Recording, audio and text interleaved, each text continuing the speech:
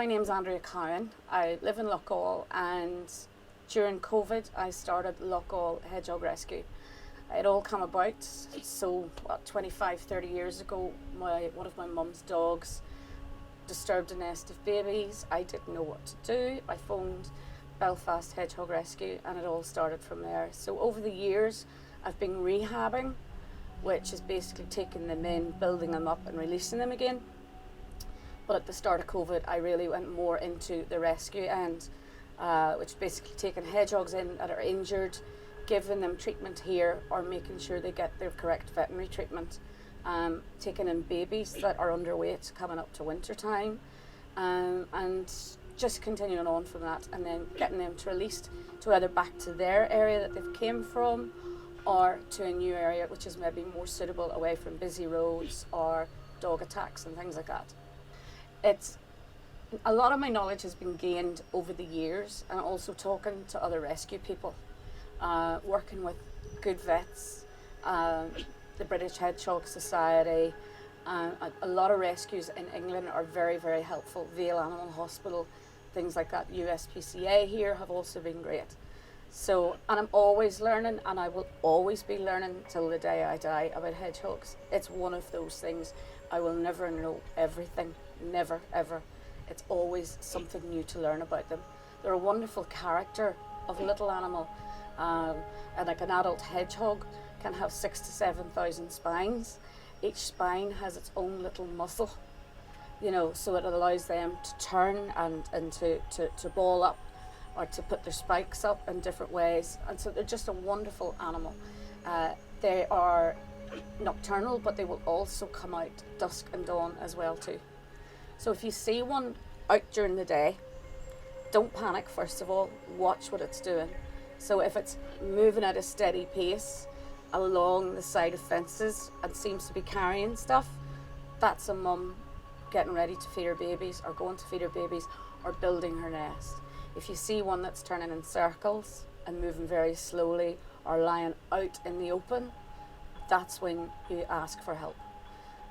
Google is one of these things. Google and a lot of the search engines are brilliant for finding a rescue, but absolutely useless for a lot of the knowledge out there that's on it. A lot of it is misleading or wrong, just totally wrong on what to feed and things like that.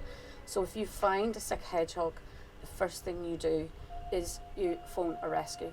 Gather it up, phone a rescue. Ask them what to do. They will gauge how much help it needs. They will say either bring it to us or get it to your local vet ASAP. Do not feed a hedgehog that you've just found, because if they're dehydrated and you give them food, that can actually kill them. So just give them water, wrap them in a towel. Don't put any heat on them unless the rescue asks you certain questions, then you put heat with them. So things like that. What to feed? Well, kitten biscuits are perfect. Wet cat food, wet dog food. Absolutely do not ever feed mealworms, calciworms, sunflower hearts, bread, milk, raw meat, eggs, or anything like that. There's a long list of things not to feed. It's just kept very basic because they are very detrimental to a hedgehog's health. So it's just kitten biscuits, because that will suit all size of mouths. So it'll suit babies and adults, and then the wet food and just water to drink.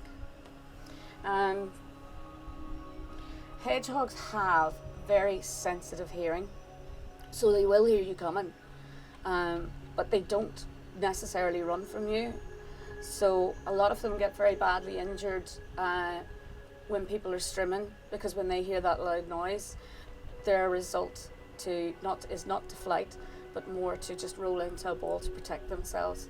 And the injuries they get are horrific. We've had some terrible injuries in here that we've been able to get them back from, but we've also had a lot of fatalities, and strimmer injuries are probably one of the worst to deal with, because it can be prevented.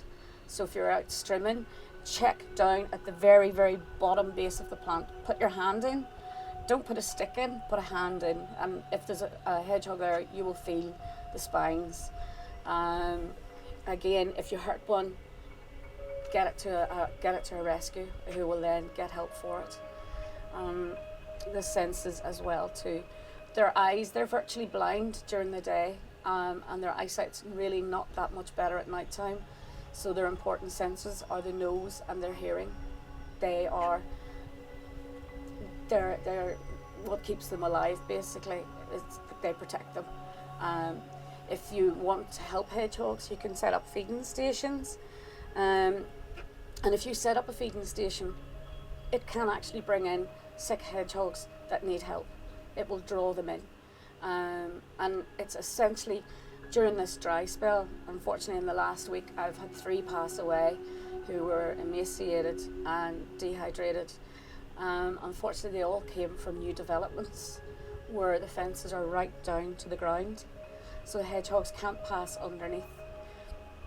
So if anybody has had a set a feeding station up in their garden, look up the Hedgehog Highway and start making way between gardens. If your neighbours are happy to do that, it's just a 5-inch hole cut at the bottom of your fence on each side, and it just allows a hedgehog safe passage and a way to go and find food and water. We have a hedgehog in here at the moment recovering. He's called Barry Manilow. Now, Barry, when he came in, had basically lost the whole top of his skull cap and part of an ear. So he had been hit by a strimmer and it was taken right down to the bone. So he was left with this massive, just nothing there. So we brought him into the vets to see what they could do, and it was on a wing and a prayer. So basically they give him a facelift, how he got the name Barry Manilow. It took a long time to recover, but he's now actually ready for release. He has just a tiny little scar, just like he's had a facelift, but that has been good. We also had Negan, who's one of my famous ones. So Negan was hit by a car earlier on this year, and he was left with a brain injury. So when he was found, there was blood coming from his ears, his nose and his mouth. And over a period of time, his hearing, his smell and his eyes, he's blind, and his hearing is badly affected, but also his smell. Well, that combined with the brain injury means that he can't find food for himself. So we literally have to set the food down in front of him. But over a period of time, he has become quite a character. So it's not normal for a hedgehog to want human company. He wants human company, and he takes comfort from that. So he has now been released into a very special garden in Newton Ards, where he's being cared for every day, but still has space to roam and can be a bit of a wild hedgehog in between times. So this is a European hedgehog. It's our native hedgehog. It's illegal for anybody to keep these as a pet. So if you find one, you have to contact a rescue or vets. You can't keep it to try and treat it yourself, because firstly, you'll not know what you're doing. You won't have the right food or the way to treat it. But not only that, they also have to be handled very carefully. They get distressed if there's a lot of loud noise or music, TV's going. Like in here, we don't play music, phones aren't answered, things like that. When we're here, we talk quietly. So these guys cannot be kept as pets. I have a few out with foster people, but because they cannot be released back to the wild, they're not being kept as pets. They're being kept in safe and secure gardens for that reason. African pygmy hedgehogs, totally different. Same family, yes, but totally different in a way, as different foods. These guys cannot eat fruit and veg. They don't have a cecum. They can't digest it. African pygmies can eat those, so don't confuse the two. So if you find one of these, especially if you find a baby, please do not try and rear it yourself, because what you will eventually do is you will eventually end up killing it. It needs to go to a rescue to be handled correctly and fed the correct food. This guy is Tom. Tom has recovered from lungworm, but he also has an upper respiratory infection following on from that. He's a sweet, sweet boy. He's been here about a month. So he's getting nebulized a couple of times a day, and he has another medication for this. We do our own worm counts here, so we take poo samples every day, and I put them under a microscope and test and see from worms, and that's how we knew he had lungworm. Lungworm they get from slugs and snails, so don't think that slugs and snails are a great thing for them to eat. That's why we ask people to help put food down with kitten food and things. And slugs and snails will also give your own pet's lungworm. And with hedgehogs, it can be treated if found early enough, but if not, it is fatal, and it's a horrible way for them to go. But he's a very sweet boy to deal with. He's really sweet. Some of them will give you a nip just to see, just to taste, just to see if you are what you are. But he's really sweet. It costs quite a lot per month for feeding, because there's nothing more that these guys love is their food. We always try to feed good food because they get more from that. It makes more financial sense. So funding wise, we're not a registered charity yet. We do work from donations, and I would sort of self-fund it myself because I have to work full time then to keep that going. But so we work off donations, and we need donations coming in all of the time because of the veterinary treatment that these guys get and need all of the time. We have an amputee here, we have several with strimmer injuries that all require antibiotics, all require different types of pain medication and creams and things like that. So, and even the cat food, if people can donate sachets of Whiskas kitten or adult in jelly or pedigree tins, pedigree chum in loaf, anything like that is all valuable to us, and it helps keep us going.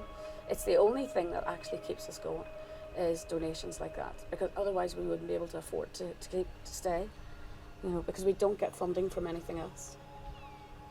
Sorry, am I talking too loud? To date, I've had probably over 300 come through the doors, between mummies, babies, juveniles. I can keep up to 40 odd at a time, and we usually always have some of my more critical ones in the house where I can be with them and giving them treatment during the night. What I love about these little guys is they're all such characters. They're wonderful. They can be quite tenacious, and some of them can be really, really sweet, and others can be quite feisty. But it's just such that they always seem to be able to get themselves into some sort of trouble by falling down a drain, so keep them covered, folks, or into ponds, or down into cattle grids. So if you've cattle grids and ponds, just make a little ladder for them. So just a plank of wood, wrap chicken wire around it, and that is a safe way for them to get a grip and get up out.